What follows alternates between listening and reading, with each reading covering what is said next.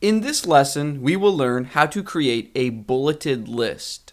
But more importantly, we will learn how to nest HTML elements inside one another.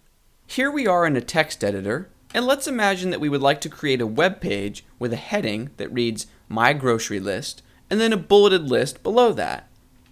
So we'll begin by creating the header that says My Grocery List. Here's what that would look like in a web browser. And now let's add the actual bulleted list. In HTML, there is an element named unordered list. The code for this is UL. However, unlike heading elements and paragraph elements, we cannot simply type directly in this element. So for example, we cannot type milk, eggs, bread. This is not valid HTML code. Instead, we want to create an element for each list item. So the code for a list item is li. List item, milk.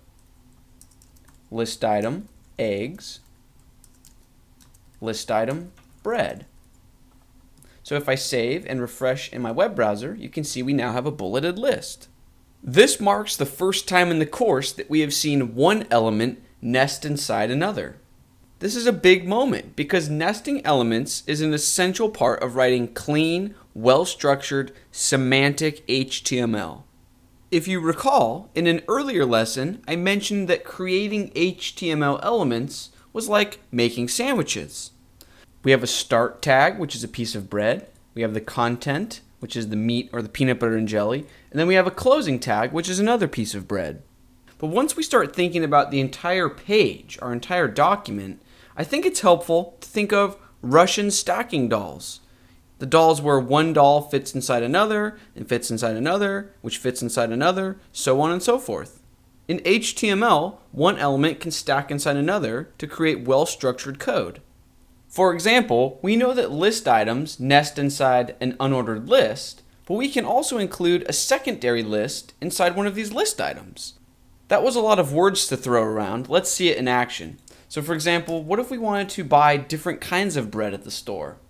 Inside this one list item, bread, we can create a secondary unordered list.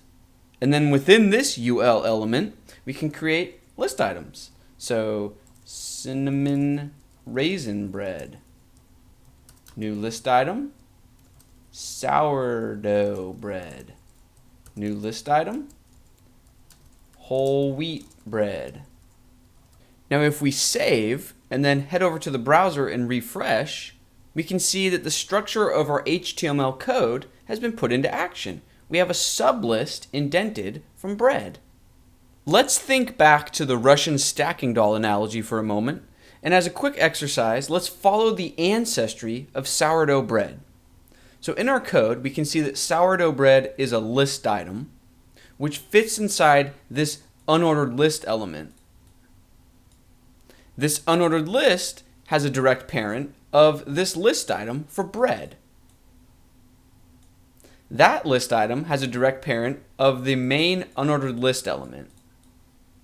Now on the surface, you may be thinking, great, all we did in this lesson is learn how to make a bulleted list. But it's so much more than that. By wrapping your mind around this idea of stacking elements inside one another, by wrapping your mind around this concept of ancestry, of parent elements and child elements, you're opening the door to all of HTML. As we begin to write more and more complex HTML code in this course, everything will revert back to this lesson, this idea of nesting. So it's important that you understand this early on. In our next lesson, we'll take a look at nesting once again. Only instead of focusing on bulleted lists, we'll look at HTML pages from a bird's eye view.